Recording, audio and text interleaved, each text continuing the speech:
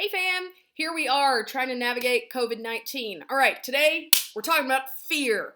Yes, fear and anxiety. And before we dive in, I just want to give credit to my friend and colleague, Steve Doherty. Much of what I'm going to say today is out of a conversation that Steve and I had electronically, of course, because we are social distancing like champs. So let's dive in. All right.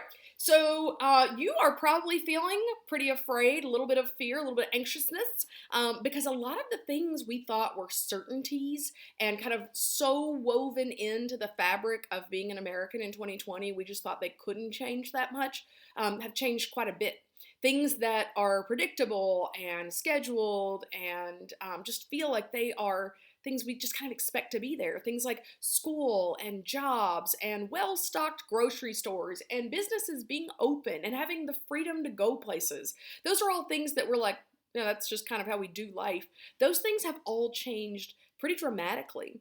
And while we've experienced that in the past for short periods of time, maybe for a weather event, as we like to say in the South, be it a snowstorm or like a hurricane, we've been pretty fortunate that typically we're able to kind of restore like typical functioning within a couple of days. But I think there is this feeling that what we're experiencing right now is very different than that. And that can leave us feeling like, well, how long is this going to go on? Like, is this going to go on for like a week, for like a month, for like 6 months? Like, surely this cannot go on for 6 months. Like, am I ever going to go back to like normal, right? Like, when is this going to end? So that can leave us feeling like anxious, fear. And for some of us, that fear is right on the surface. Like, we feel it, that fear and that anxiety. For some of us, we are pressing it down by being like, no, I'm fine. I'm just keeping myself busy, avoiding emotions. Everything's fine, right? So that fear actually makes us a lot like Peter. And so Peter, just to give you a little background, Peter is one of Jesus's disciples. He's personally my favorite. And Peter really desires to follow Jesus well and to be really loyal. But Jesus knows he's going to have a hard time doing that. So I want us to learn a little bit today from Peter and from Jesus. So we're going to look in Luke chapter 22. If you want to press pause and go get your Bible, you can do that. So I'm at Luke chapter 22, verse 33. So this is Peter saying, Lord, he told him, I am ready to go with you both to prison and to death. See what I mean? Peter's loyal. He's like, Jesus, I'm in. Look at how Jesus responds. I tell you, Peter, he said, the rooster will not crow today until you deny 3 times that you know me. So Peter was like, I'll go to the death with you. And Jesus is like, I think you're going to have a harder time with that than you think. I think Jesus knew fear would get in the way because Peter's saying this right before Jesus is arrested and then about to be taken to the cross. And so Jesus knows what Peter doesn't. So let's look at how Peter responds when Jesus is arrested. So if you're reading along, this is in Luke chapter 22, verse 54. It says, they seized him and led him away. So that's meaning Jesus, and brought him to the high priest's house. Meanwhile, Peter was following at a distance. They lit a fire in the middle of the courtyard and sat down together. Peter sat among them. And then a servant saw him sitting in the light and looked closely at him. And she said, this man was with him too. So she's saying, you're with that Jesus guy. You're one of his followers. And look at how Peter responds. He said, he denied it, saying, woman, I don't know him. That's the first denial. After a little while, someone else saw him and said, you're one of them too. Man, I am not, Peter said. About an hour later, another kept insisting, this man was certainly with him, since he's also a Galilean. They're putting the pieces together. You were with them, Peter. But Peter says, man, I don't know what you're talking about. Immediately, while he was still speaking, a rooster crowed, and then the Lord turned and looked at Peter. So Peter remembered the word of the Lord, how he had said to him, before the rooster crows today, you will deny me 3 times. Gosh, right? Like, here's Peter. He desperately wants to follow Jesus. He desperately wants to be loyal, but Peter's afraid.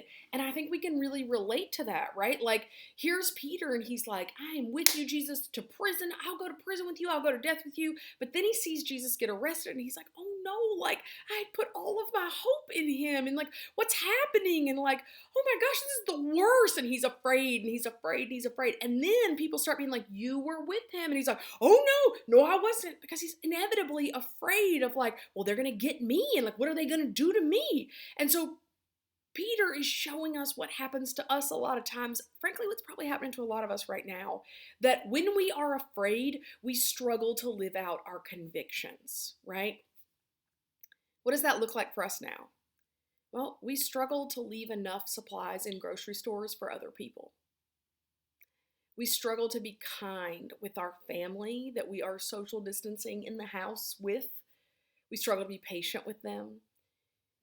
We start blaming everyone else for what everyone else out in the world should be doing. You should be doing this. You should be doing that.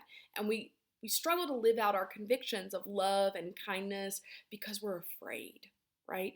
And so in this way, we're very much like Peter. Peter is a genuine follower of Jesus, but he's afraid. And when he's afraid, here he is abandoning those convictions. And so I want us to look at how Jesus responds to Peter, because I think it gives us wisdom about how Jesus would respond to us. So I'm going to encourage you to turn in your Bible to John chapter 21. And what we'll find there is this is after Jesus has died and he is resurrected, and he is appearing to his disciples at the Sea of Galilee, and they get some fish and they eat this fish breakfast, and then he's going to speak directly to Peter. Okay, so we're picking up at John chapter 21, verse 15. It says, when they had eaten breakfast, Jesus said, Simon Peter. Now, clarification there, this is the same person. So Simon Peter and Peter, same person, two names. Simon, son of John, do you love me more than these? Yes, Lord, he said to him, you know I love you. Feed my lambs, Jesus told him. A second time, Jesus asked him, Simon, son of John, do you love me? Yes, Lord, he said to him, you know that I love you.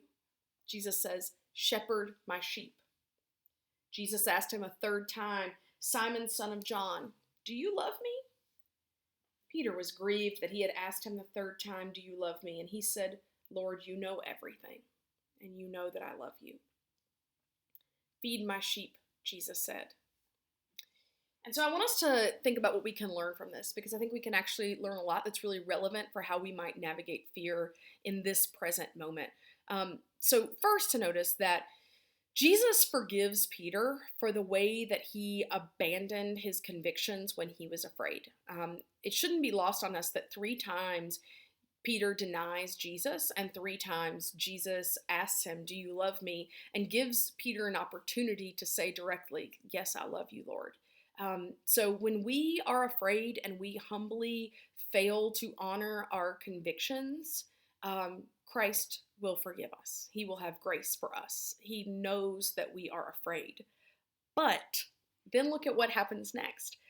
Jesus commands Peter. He says, feed my sheep, shepherd my sheep, which for us and for Peter means care for other people, love other people. You see, our fear, in our fear, Christ invites us to care for others. I think he's acknowledging, I know you're afraid, but let me show you the way forward.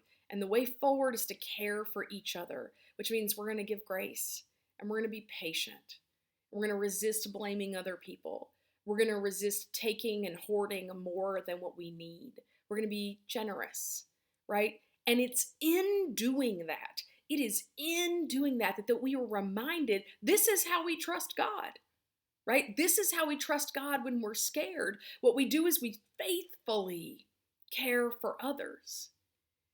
Jesus is showing Peter the way forward of, I knew you were scared, but I also know you desire to follow. And so care for others. And it is in doing so that what we are reminded is that fear is not going to get the last word. that God does, that hope does. And it is in caring for others and being generous and patient and loving and kind that we remind ourselves that good, that God is still very, very, very much at work in this world. And that gives us hope. You see, Peter's terror, his fear, is because he, like us, maybe in this present moment, we have this fear that everything good that we had put our trust in is coming to an end. Because he had put his trust in Jesus, and from where he was standing, he was like, well, it looks like this is coming to an end, and I am afraid.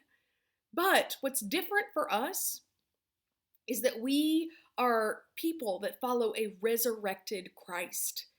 We know, we can see the story from the other side of resurrection. We know what Peter didn't know in that moment. What we know is that Jesus defeats death.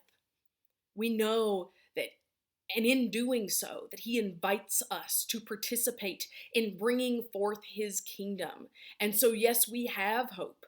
But in having hope, what we do is we become bringers of hope. We are bringers of hope by loving others, by caring for each other, and by trusting that God calls us to feed his sheep, to tend his flock, and that while we do that faithfully, that he is tending our flock. He is feeding his sheep, which is us, and that is how we trust him, and that is also how we bring forth his kingdom when we're scared. Love you guys.